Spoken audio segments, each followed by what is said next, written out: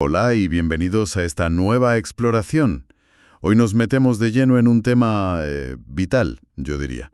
¿Cómo gestionamos el agua, sobre todo para la agricultura? Hola, sí, un tema fundamental. Vamos a hablar de la ingeniería que usamos para eso, en concreto los canales de riego y, claro, los problemas ambientales que a veces traen consigo. Todo esto bajo el paraguas de la Gestión Integrada de Recursos Hídricos, la GIR-RH. Efectivamente, es que los canales de riego son infraestructuras clave, ¿no? Imprescindibles para producir alimentos en muchas zonas. Totalmente. Pero claro, como bien dices, su construcción, su funcionamiento, pues tienen sus pegas para el medio ambiente. Ya lo veremos. Para analizar esto tenemos unos materiales bastante interesantes, la verdad. Son del curso Gestión Integral de Cuencas de María Antonieta Gutiérrez Díaz. Ajá, Y otras notas técnicas sobre impactos ambientales. perfecto. Pues el objetivo hoy, si te parece, es desgranar un poco esa dualidad. Sí, Por un lado, entender por qué los necesitamos tanto, estos canales, y por otro, identificar bien los problemas ambientales que causan, los directos y los indirectos. y ver cómo se intenta, gestionar todo esto, ¿no? Con ese enfoque integrado. Exacto. Cómo la gestión de la cuenca intenta, pues eso, mitigar los desafíos. Muy bien, pues, pongámonos manos a la obra. Empecemos por el principio. La gestión integrada de los recursos hídricos. Según ese plan de achaco que comentabas, ¿qué es exactamente la GIR?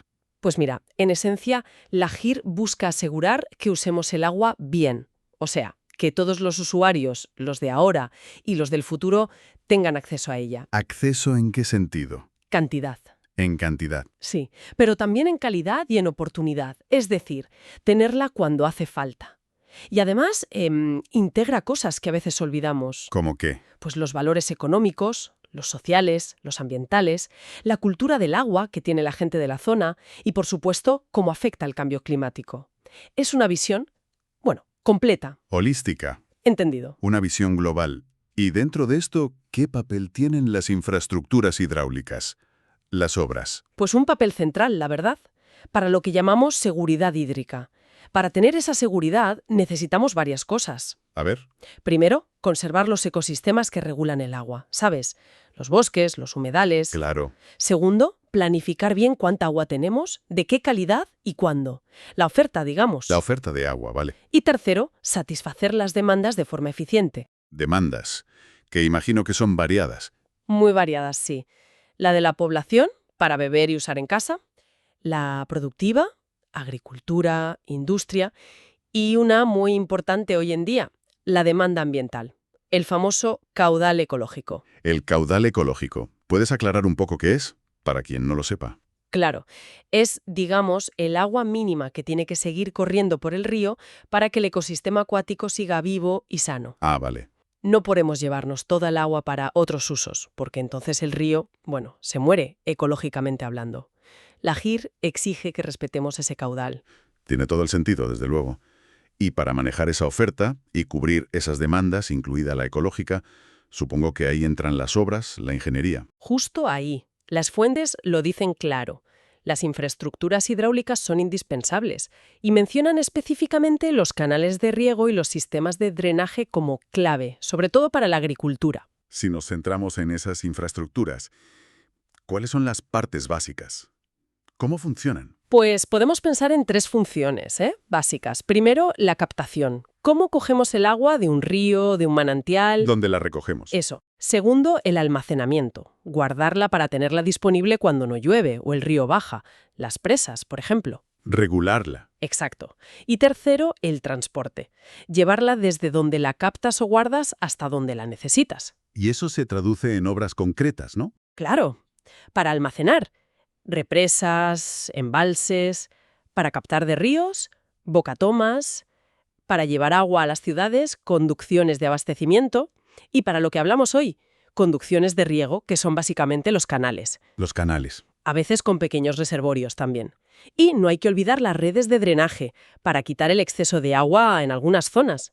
O sea que los canales son una pieza del puzzle, pero una pieza fundamental para regar. Fundamental, sí. Son como las arterias que llevan el agua a las parcelas.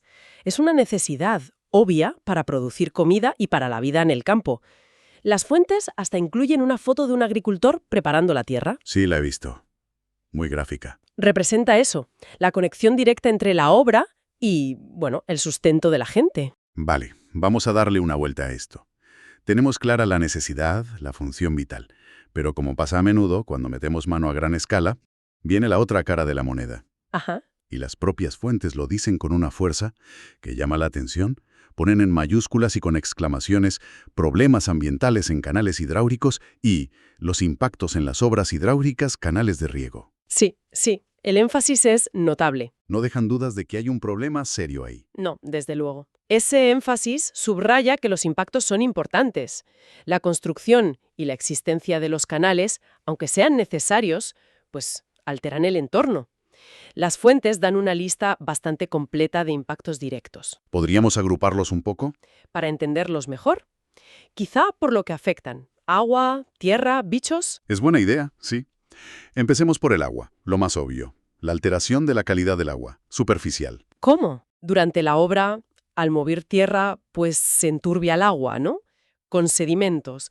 Y luego el propio canal puede cambiar algunos parámetros del agua y además la propia agricultura puede contaminar el agua del canal, pero eso lo vemos luego. Vale. ¿Y sobre la tierra y los ecosistemas? Aquí hay varios. Uno clave es la deforestación. Para hacer un canal necesitas abrir un camino, el derecho de vía. Hay que quitar árboles, vegetación. Claro, y eso nos lleva de cabeza a la fragmentación de ecosistemas. ¿Qué significa eso de la fragmentación exactamente? Pues que el canal, con su camino al lado, actúa como una barrera, como un muro que divide un hábitat que antes era continuo. Ya. Y eso corta los corredores biológicos, las rutas que usan los animales para moverse, buscar comida, pareja, aísla poblaciones, reduce la diversidad genética, es un problema serio. Vaya, no es ninguna tontería. Algo más sobre la tierra. Sí, la compactación de los suelos. Las máquinas pesan mucho. Claro, al construir. Y el suelo se apelmaza, pierde capacidad para que el agua se filtre. Y entonces el agua corre por encima, ¿no? Más escorrentía. Exacto.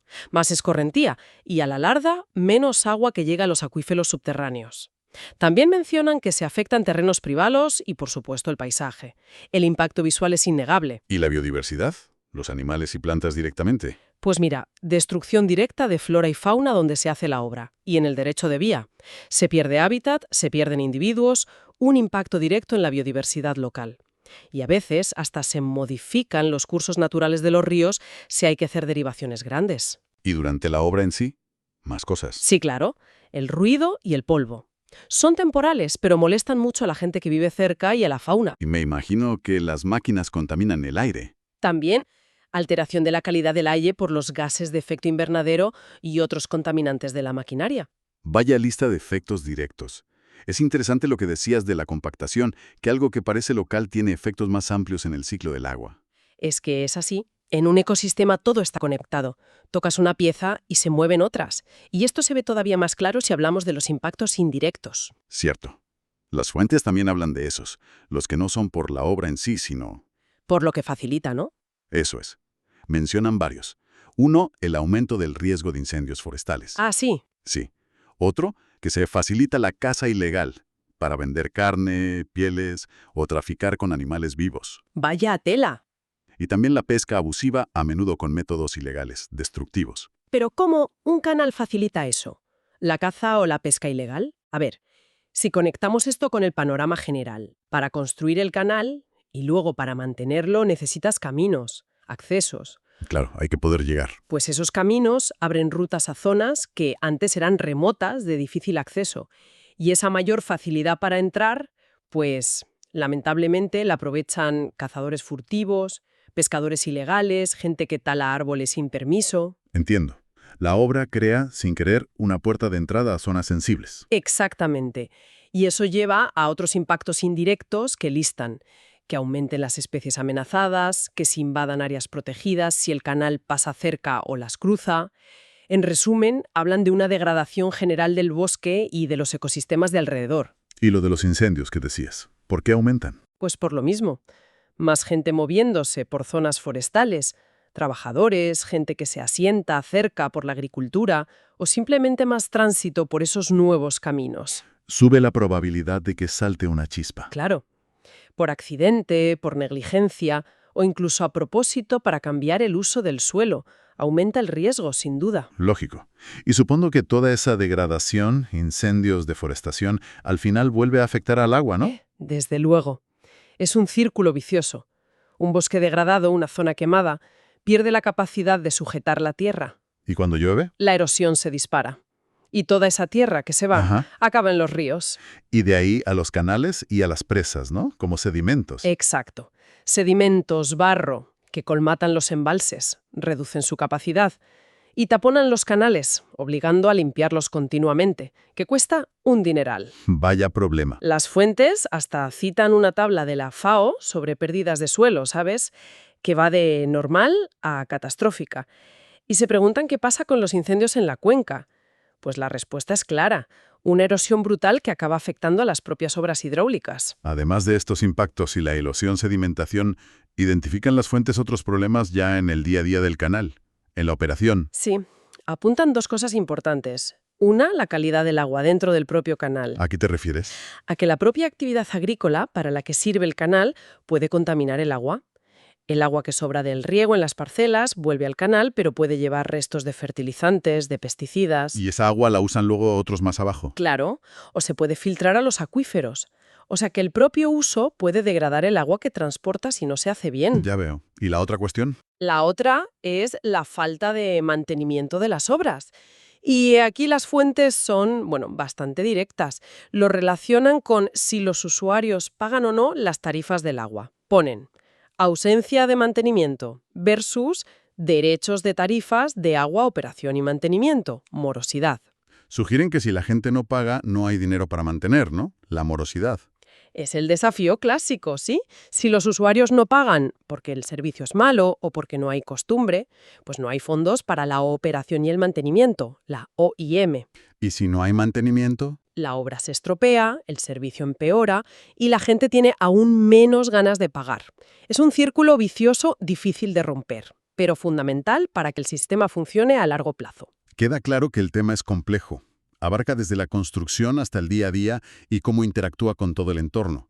Ante esto, ¿qué soluciones o enfoques proponen las fuentes? La idea principal, la que más repiten, es que hace falta una planificación con visión ecosistémica. ¿Visión ecosistémica? ¿Qué quiere decir eso en la práctica? Pues dejar de ver el canal como una obra aislada. Hay que entenderlo como una pieza más dentro del gran sistema que es la cuenca del río. Considerando todas las conexiones ecológicas, sociales. Eso es, todas las interconexiones.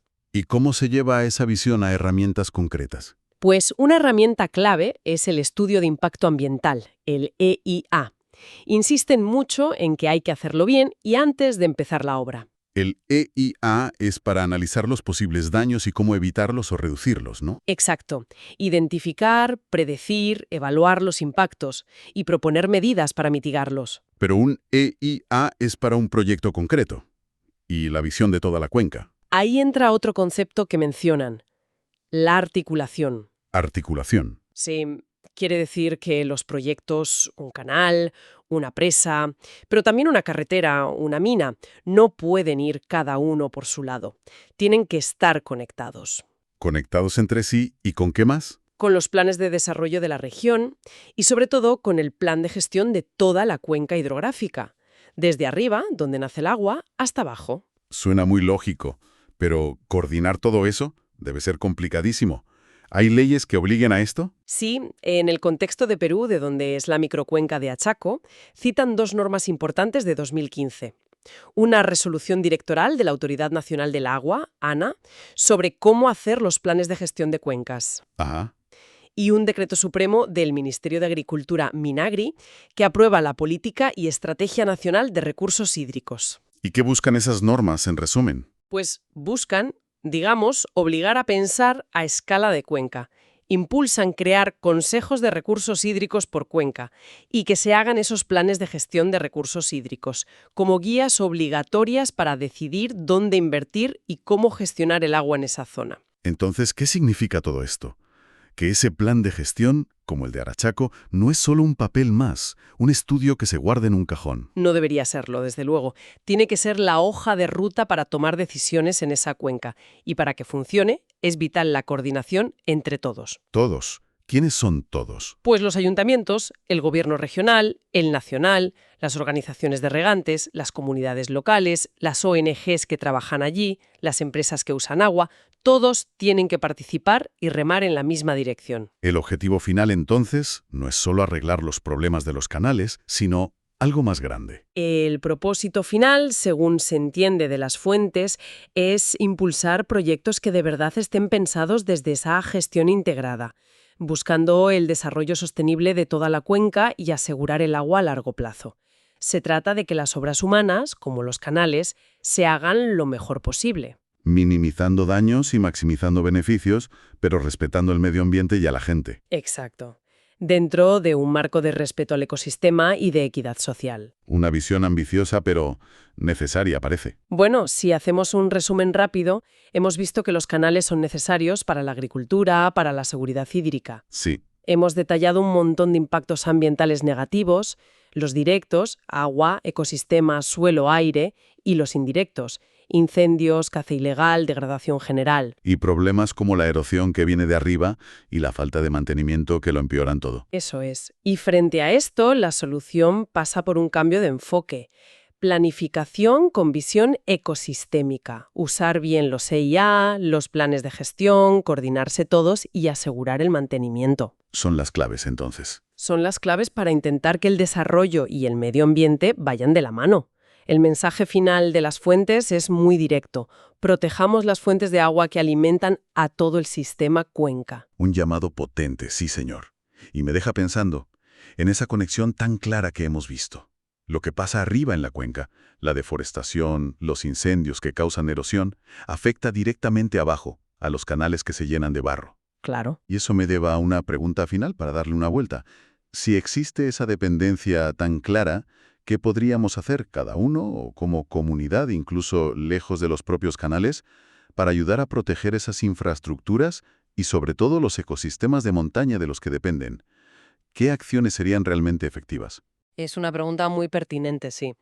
Nos obliga a mirar más allá de la obra en sí, a reconocer que la salud de un canal en el valle depende mucho de cómo cuidamos las laderas kilómetros arriba.